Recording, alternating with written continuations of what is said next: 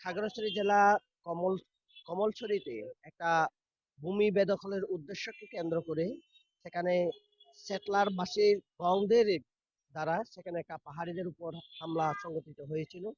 সে হামলায় বেশ প্রায় 6 জনের মতো হচ্ছে আহ, আহত হয়েছে।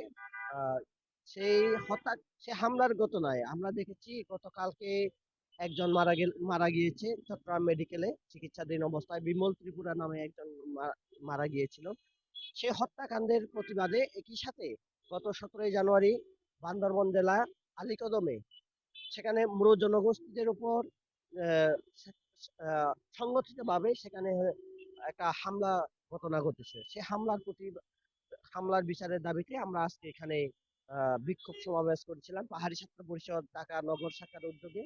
আমরা এই বিক্ষোভ সমাবেশ থেকে আমরা দাবি জানিয়েছিলাম খাগড়াছড়ি কমলছড়ি এবং বান্দরবনে যে আলীকদমের যে ঘটনা হয়েছিল সংঘটিত হয়েছিল, বিশেষ করে বিমল ত্রিপুরাকে যারা হত্যা করেছিল, সে হত্যার কাণ্ডের ঘটনা জড়িতদের যারা পলাতক আসামি রয়েছেন তাদেরকে তাদের সহ যে বান্দরবনের আলীকদমে যারা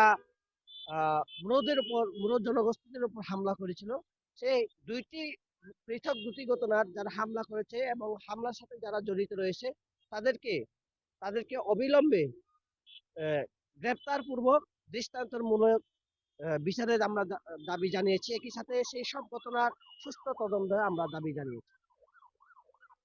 আহ, বিমল হত্যাকাণ্ডের ঘটনা গতকাল পর্যন্ত হচ্ছে 2জনকে হচ্ছে পুলিশ খাগড়াছড়ি পুলিশ গ্রেপ্তার করেছে বলে আমরা জানতে পেরেছি বিভিন্ন গণমাধ্যম থেকে।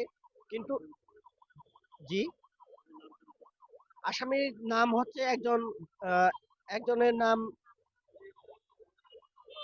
একজনের নাম হচ্ছে আহ উম,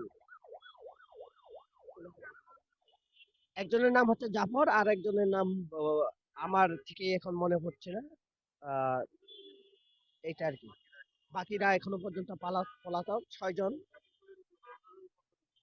প্রশাসনের পক্ষ থেকে আমরা এই 2জনকে হচ্ছে মূলত তারা গ্রেপ্তার করেছে আজকে সকাল পর্যন্ত আমরা জানতে পারলাম। বাকিদেরকে হচ্ছে তারা ওইরকম আশ্বাস আমরা জানি না, তবে তাদের সেরকম স্পষ্ট বক্তব্য আমরা দেখতে পাচ্ছি না।